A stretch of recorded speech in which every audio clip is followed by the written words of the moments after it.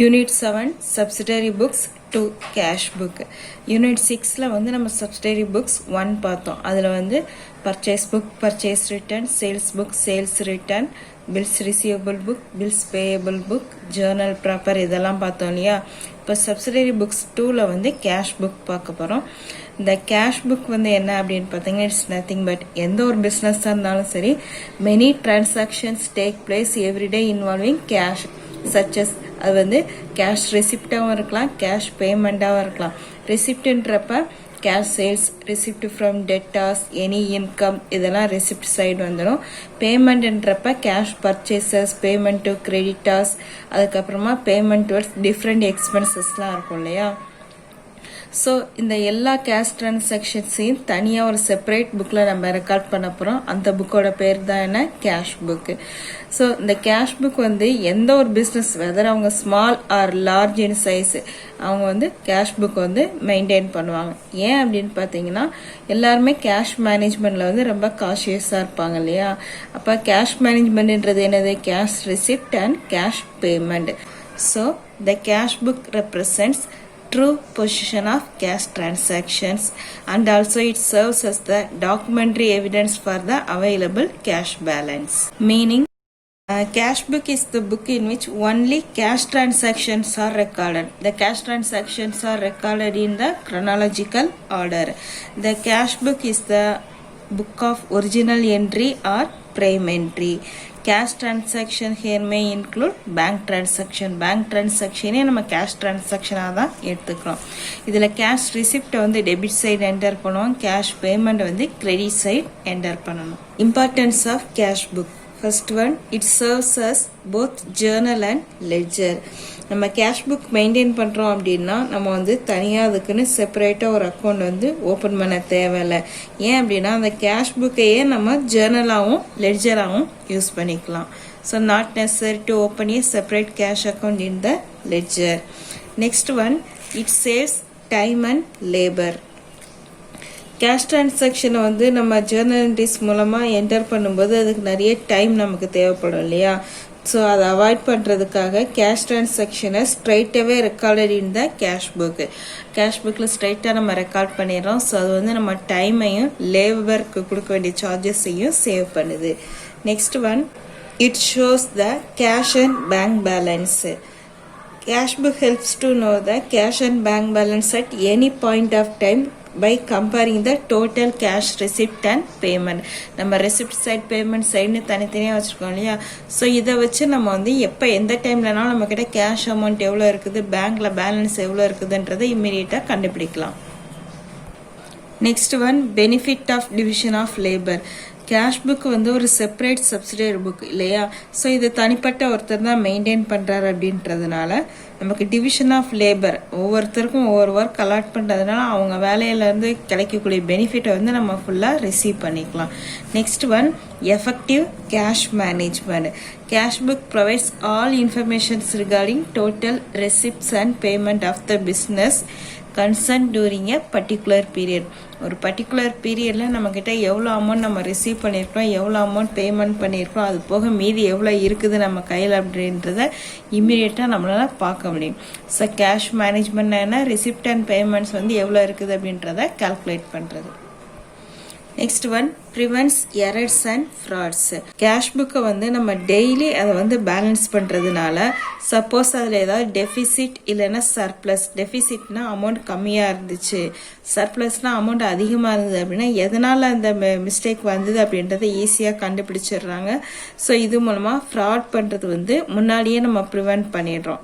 It helps in preventing any fraud or error in cash dealings. Types of cash book.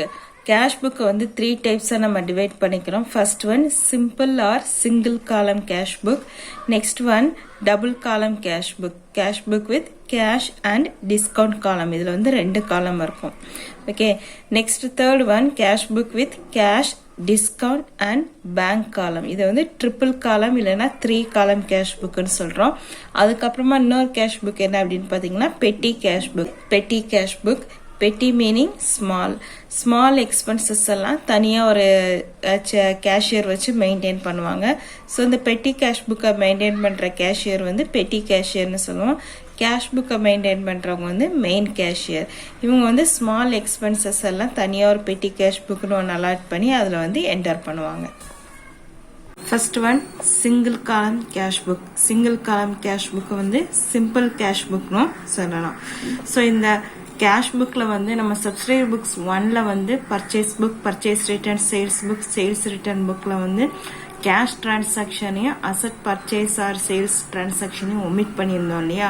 இப்போ cash book subscriber books 2ல் வந்து credit டிரான்சாக்ஷன்ஸை நம்ம omit பண்ணிடுவோம். Okay. So format of simple column cash book, date, receipt, ஆர்என்னா receipt number, LF ledger folio number, amount. So இதெல்லாம் debit side enter பண்ணிடுறோம். Next credit side. Credit side date, payment, விஎன்னா voucher number, LF amount. Illustration 1. Enter the following transaction in a simple column cash book of Gunal. இந்த சம்ல வந்து நமக்கு cash receipt and payment மட்டும் தான் நம்ம எடுத்துக்க போகிறோம். கிரெடிட் டிரான்சாக்ஷன் ஏதாவது இருந்துச்சுன்னா அதை வந்து ஒமிட் பண்ணிடணும். கேஷ் ரிசீவ்டு அப்படின்னா அது வந்து டெபிட் சைடு என்டர் பண்ணணும். கேஷ் பெய்டு அப்படின்றப்ப அதை வந்து கிரெடிட் சைடு என்டர் பண்ணுவோம். First one January 1 cash in hand 11,200. இது வந்து ஓப்பனிங் பேலன்ஸ், அதனால அது வந்து debit side. Received from Ramesh receipt, so debit side. Paid rent, money goes out, payment, so credit side. Sold goods for cash receive பண்ணுறோம், அதனால debit side. Paid மோகன், money goes out, so credit side. Purchased furniture for cash, money goes out, அதனால credit side.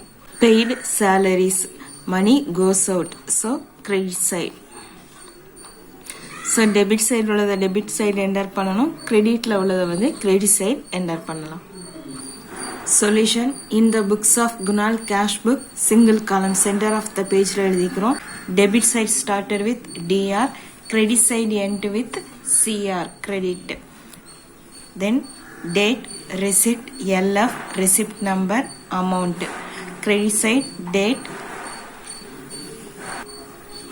payment, voucher number, LF, amount. And credit side start with by. Debit side starts with 2. So first one 2017 January 1, 2 balance brought down 11,200. First debit side enter பண்ணிடலாம். Next one date 5 to Ramesh account 300. Next one date 8 to sales account 300. Then credit side first one date 7 by rent account 30 rupees. Next one date 10 by Mohan account 700. Date 27 by furniture account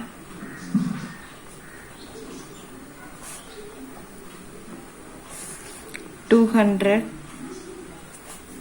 Date 31 by salaries account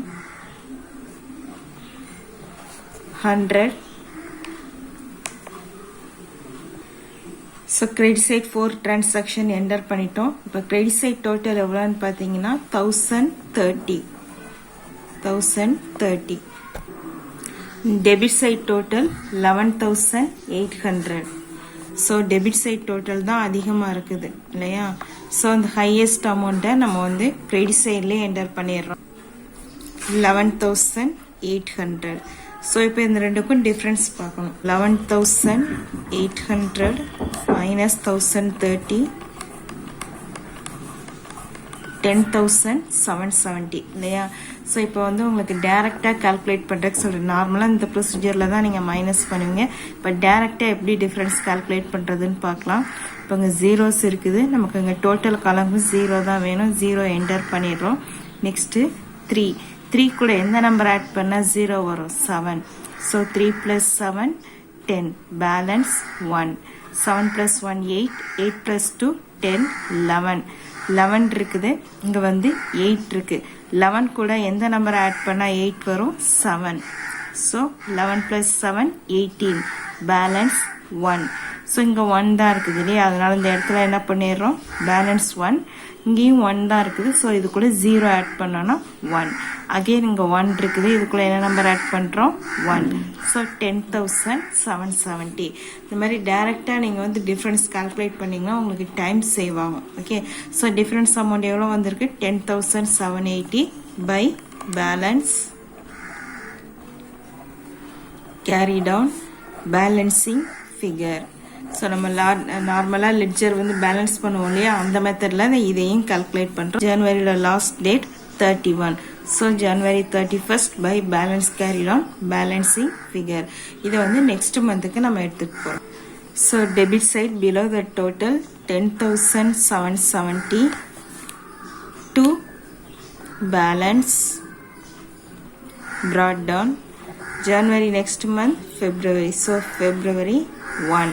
Okay, cash புக்ன்றது வந்து cash புக்கோட ledger account. இது வந்து ledger ஃபார்மேட்டில் இருக்குது. எப்போவுமே cash புக்கில் வந்து debit side தான் பேலன்ஸ் ப்ராட் டவுன் வந்து அதிகமாக வரும். ஏன்னா நம்ம கையில் இருக்கிற பணத்தை தான் நம்ம செலவு பண்ணுவோம், அதை விட அதிகமாக நம்மளால செலவு பண்ண முடியாது இல்லையா. ஸோ நம்மக்கிட்ட இருக்கிற சோர்சஸ் வந்து எவ்வளோ இருக்குது, 11,800 அமௌண்ட் இருக்குது. அதில் நம்ம ஸ்பெண்ட் பண்ண அமௌண்ட் வந்து 1,080. அது போக இப்போ நம்ம கையில் இருக்கிற அமௌண்ட் என்ன, 10,770. ஸோ கேஷ் புக் வந்து எப்போவுமே டெபிட் பேலன்ஸாக வரும், கிரெடிட் பேலன்ஸ் வராது. Okay, thank you students.